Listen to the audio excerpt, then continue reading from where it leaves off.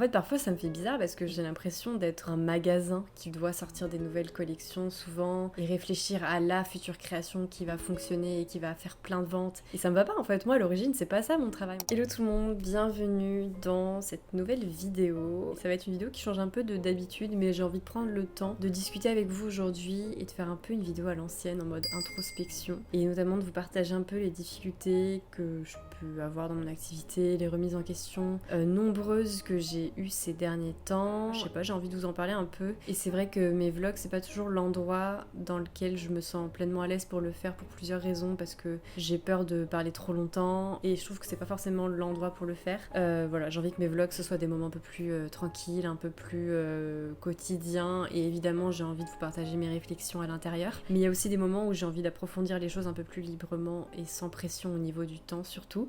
Donc je pense que vous faire une petite vidéo comme ça peut être sympa pour en parler. Je sais pas, si jamais vous avez envie de faire quelque chose et d'avoir un truc à écouter en fond ou pas, ça peut être sympa pour vous. Ouais, j'ai envie de vous parler un peu de tout ça. Ça va être certainement un peu fouillis-fouilla, mais j'ai des points sur lesquels j'aimerais revenir et j'ai envie de vous amener avec moi un peu dans mes réflexions et dans ce que je peux vivre un peu plus concrètement qu'à travers mes vlogs. Donc voilà. C'est vrai que ces derniers temps, pour sauter dans le vif du sujet, ces derniers temps j'ai ressenti pas mal de remises en question dans mon activité, jusqu'à un moment où j'ai carrément recherché du travail sur internet. Enfin genre recherché du travail. J'ai vite fait regarder les offres de travail qu'il y avait autour de moi à un moment où ça allait pas en fait. Je pense à un moment où j'ai perdu de vue ce qui se passait vraiment et où j'avais vraiment besoin de trouver une solution. Parce que c'est vrai que depuis on va dire un mois surtout, j'ai pas mal de remises en question vis-à-vis de mon activité. Et je pense que ça c'est... faut pas se leurrer et chercher plus loin que le contexte dans lequel ces questionnements et ces remises en question sont venus. C'est-à-dire que en gros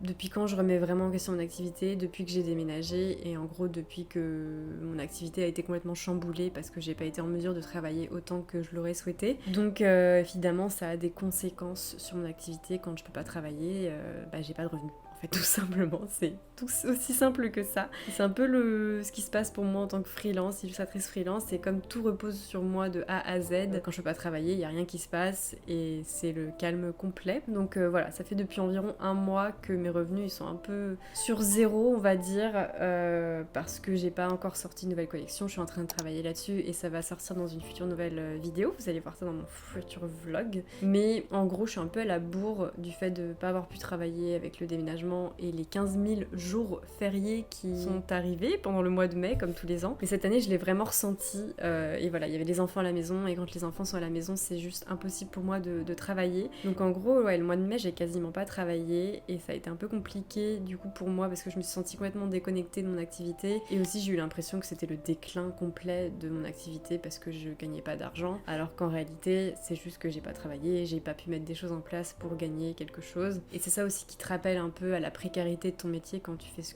quand on fait le métier que je fais, même s'il y a plein de manières de le faire différentes. Dans tous les cas, être illustratrice freelance, c'est un métier qui est extrêmement précaire. Mais bref, je sais que ces remises en question là, en fait, elles sont venues taper dans autre chose, c'est-à-dire que quand je me suis lancée il y a 5 ans en tant qu'illustratrice freelance, je m'étais dit l'option la plus viable pour moi et l'option qui me permettait pour moi de pouvoir toucher des revenus, c'était de toucher des revenus via une boutique sur laquelle je déposais mes nouvelles créations, donc des nouvelles illustrations, des nouveaux stickers, c'est patati et patata. Et c'est comme ça que j'ai commencé mon activité, en me disant que c'était un peu la seule manière pour moi de gagner de l'argent à partir de ce métier et de cette passion. Et j'avais en tête progressivement ensuite d'essayer de diversifier les sources de revenus, et j'avais espoir que les choses changent et se diversifient. Et en fait, dans les faits, ça n'est pas du tout arrivé. On est 5 ans plus tard, et aujourd'hui, la manière dont je touche de l'argent, c'est globalement grâce à ma boutique. Ce qui me demande, moi, de constamment sortir des nouveautés tous les mois ou tous les 2 mois. Et ça, c'est un rythme qui est assez malsain pour moi, et le fait que ce soit ma passion à la base d'illustration, ça te fait rentrer dans un cercle vicieux qui est que t'es plus en train de créer, enfin tu perds de vue la raison pour laquelle tu es en train de créer à la base en fait, et il y a un stress qui s'ajoute et qui se lie à l'idée de créer qui est un peu malsain. Donc bref, moi j'avais espoir qu'au fur et à mesure les choses se diversifient et que j'ai des propositions de la part de personnes progressivement pour travailler travailler. Ce qui n'a pas été le cas en fait, mais aussi il faut pas oublier que pendant ces 5 dernières années, j'ai aussi eu 2 enfants, donc je suis partie 2 fois en congé maternité, donc voilà, mon activité elle a été aussi un peu travaillée par tous ces différents changements. Mais bref, aujourd'hui je me rends compte d'une réalité qui me rattrape et qui est qu'il faut que je diversifie mes sources de revenus parce que j'aimerais bien être plus sereine dans mon quotidien. J'aimerais pouvoir reprendre pleinement plaisir quand je dessine, même si là, pour la création de ma future nouvelle collection que vous verrez dans la prochaine vidéo, j'ai vraiment passé un excellent moment à créer mes nouveautés, j'ai trop aimé les illustrations que j'ai faites et je trouve que j'en suis pas arrivée à un moment de burn-out où j'en peux plus et où je ne créais plus que pour faire de l'argent, tu vois. C'est juste que je me rends compte de cette nécessité-là pour moi qui est que si je veux gagner de l'argent, il faut que je crée des nouvelles choses et que je les mette sur ma boutique. Et j'aime pas ce lien de cause à effet qui est que souvent les moments où je me retrouve à créer, c'est des moments où je crée dans l'idée de sortir des nouveautés sur ma boutique. J'aime pas cette idée-là parce que j'ai plus beaucoup de temps pour créer au quotidien dans mon métier, parce qu'il y a plein de tâches qui m'occupent au quotidien. Et du coup, les petites fenêtres que j'ai pour dessiner, souvent, c'est des fenêtres dans lesquelles je vais dessiner sans me laisser trop de liberté et plus avec une question à la fin de il faut que ce soit rentable, il faut que ces heures-là que je passe à dessiner, elles aboutissent à quelque chose qui vont me permettre moi ensuite de vivre, de payer le loyer, les courses, mon matériel, mes timbres et tutti quanti. Donc il y a ce truc un peu, cette espèce de nuage noir un peu stressant qui vient se hisser au-dessus de moi quand j'essaie de dessiner. Et parfois c'est super parce que l'inspiration elle est là et j'arrive à créer et je suis très contente de ce que je fais. Mais parfois il y a aussi des moments où l'inspiration elle est pas là, où ça marche pas, où j'arrive pas à trouver des idées qui me plaisent, où j'arrive pas à mettre vie aux illustrations que j'ai en tête, où j'arrive pas juste à créer en fait. C'est normal d'avoir des moments où on n'arrive pas à créer. Et là tout de suite dans ces moments-là où j'ai ces difficultés-là, c'est problématique parce que mon revenu dépend de ça. Mais il y a ce truc où en fait tu t'en rends tout de suite compte en fait. Quand ça va, quand ça fonctionne et que t'as l'inspiration, etc., où tu rencontres pas de difficultés, ça fonctionne. Mais dès que t'as des petits moments où pour X ou Y raison t'arrives pas à créer, t'es en blocage créatif, patati patata, ça devient problématique parce que tu te retrouves à devoir créer des choses qui parfois te plaisent pas. Je pense que ça se ressent aussi dans les créations qu'on va faire. Et puis de manière générale, il y a ce truc un peu néfaste en fait, tout simplement à la création, qui est que la création elle est liée au fait de devoir gagner de l'argent pour pouvoir vivre. Et c'est un peu parfois stressant et c'est pour ça que j'avais en tête progressivement de diversifier mes sources de revenus, histoire que ma boutique ce soit pas principalement mon gagne-pain et que je puisse aussi m'émanciper de cette nécessité-là de faire des ventes sur ma boutique et que je puisse aussi, moi, expérimenter mon métier d'illustratrice, l'illustration de manière différente. Et c'est pour ça qu'aujourd'hui, j'ai plus que tout envie de diversifier mes sources de revenus et de travailler pour des gens, en fait, tout simplement. J'aimerais tellement avoir des propositions de maisons d'édition ou de professionnels ou de particuliers ou de marques, peu importe de qui que ce soit, pour pouvoir travailler avec des gens. J'aimerais explorer différentes manières de faire ce métier d'illustratrice. J'aimerais faire différentes choses aussi au fur et à mesure dans mon activité. Donc voilà, petite bouteille à la mer si jamais vous avez envie de me contacter pour un projet, pour une envie. Voilà, si jamais vous avez envie de travailler avec moi, vraiment n'hésitez pas à me contacter par email. Je mettrai dans la barre de description si jamais ça vous intéresse. Mon email c'est lanasonge@gmail.com. C'est très étrange de faire ça. Mais vraiment, sachez que je suis ouverte à travailler avec des marques, je suis ouverte à travailler avec des particuliers pour des projets personnels, je suis ouverte à travailler avec des maisons d'édition, donc n'hésitez pas à me proposer des choses si jamais vous avez envie en fait. Je sais pas si ça a été clair ou pas, peut-être qu'à un moment je l'ai pas, je sais pas. En tout cas dans le doute je le dis, parce que moi c'est vraiment un souhait que j'ai et j'espère par-dessus tout que ça arrivera et que j'aurai des propositions à l'avenir pour moi en termes d'épanouissement personnel dans mon activité, mais aussi en termes de poursuite de mon activité de manière saine et de manière un peu plus diversifiée et qui me mettent pas trop dans la mouise quand j'ai pas d'inspiration ou quand ça va pas trop ou quand pour X ou Y raison mes illustrations elles génèrent pas beaucoup de ventes. Enfin tu vois, il y a des moments où c'est étrange de créer dans l'idée qu'il faut que après il y ait plein de gens à qui ça plaise et qui vont ensuite acheter tes créations. Enfin, Je suis pas... En fait, parfois, ça me fait bizarre parce que je me dis, mais j'ai l'impression d'être un magasin, tu vois, genre qui doit sortir des nouvelles collections souvent et réfléchir à la future création qui va fonctionner et qui va faire plein de ventes. Et ça me va pas, en fait. Moi, à l'origine, c'est pas ça mon travail. Mon travail, à l'origine, c'est d'essayer de créer des univers à travers l'illustration et d'essayer de mettre vie à des histoires de cette manière. C'est ça, en fait, mon métier pour moi à l'origine.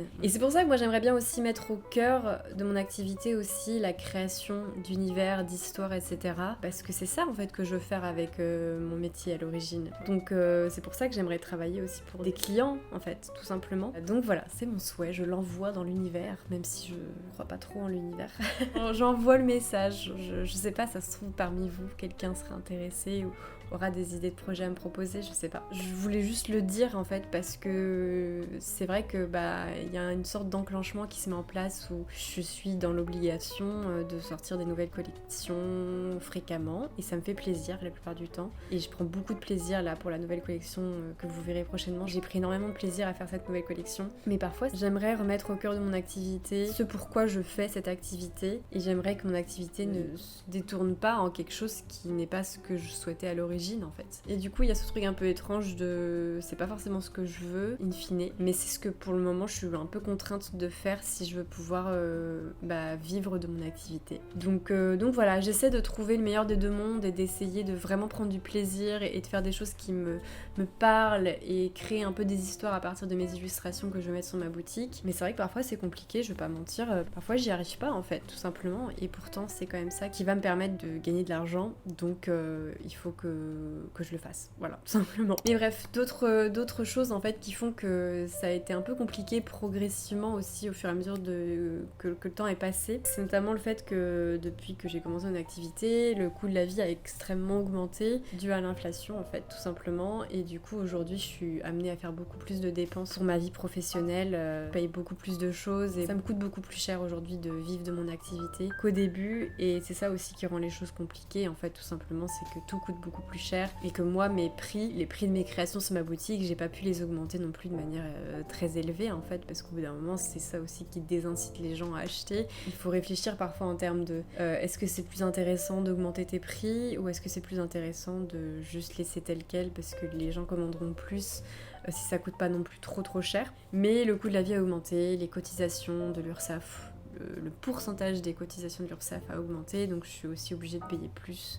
en termes de ce que je donne à l'URSSAF. Tout coûte plus cher, les timbres coûtent plus cher, tout coûte plus cher, donc ça rend les choses compliquées. Et puis après, de manière générale, il faut aussi régulièrement que je me rappelle que mon activité, elle grandit. Chaque année, mon activité grandit. Chaque année, je gagne un peu plus que l'année précédente. Alors, c'est pas une augmentation fulgurante, mais chaque année, je gagne plus de revenus. Et ça, c'est vachement encourageant. Et là où parfois j'ai du mal à me rendre compte de ce qui se passe, parce que j'ai l'impression que je cours après l'argent, j'ai l'impression de pas m'en sortir, c'est plus qu'aujourd'hui je paye plus de choses au quotidien, j'ai 2 enfants, j'ai un appartement qui est un peu plus grand, enfin on a réussi à déménager, donc forcément ça augmente les dépenses, et globalement c'est pas que je m'en sors pas, c'est juste que je suis amenée à pouvoir dépenser plus, à acheter plus de choses. Mais moi, je vais être franche avec vous, je peux pas me faire beaucoup plaisir dans le quotidien, je peux pas acheter 15 000 trucs, je peux pas partir en vacances tous les ans, plusieurs fois par an. Enfin, clairement, j'ai pas l'impression au quotidien de pouvoir me permettre beaucoup de choses financièrement.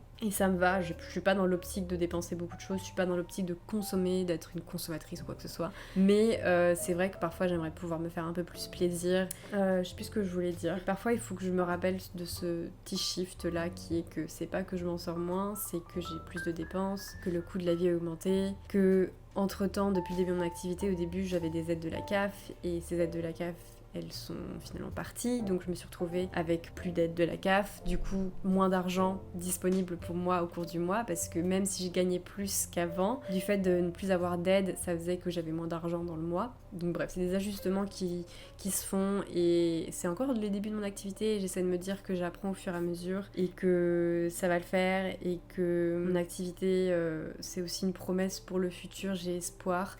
Quand je me suis lancée, je savais que ça allait être difficile, je savais que ça allait prendre du temps, et je savais pas ce que ça allait donner, mais je me suis toujours dit, j'ai toujours eu en tête de me dire, cette activité, au début, ce sera certainement beaucoup de travail pour pas grand chose en termes de revenus, mais j'ai espoir que progressivement, progressivement ça devienne rentable et ensuite que ça me permette de vivre. Aujourd'hui j'en suis à une phase où ça augmente encore et où ça me permet de vivre, pas forcément toujours facilement, parfois c'est super stressant et de fait je vis avec mon copain, on est deux et je suis pas seule à pouvoir me procurer toutes ces choses. Aujourd'hui si je peux m'en sortir c'est aussi grâce à mon copain qui lui a un salaire. Donc les choses ne dépendent pas complètement de moi constamment.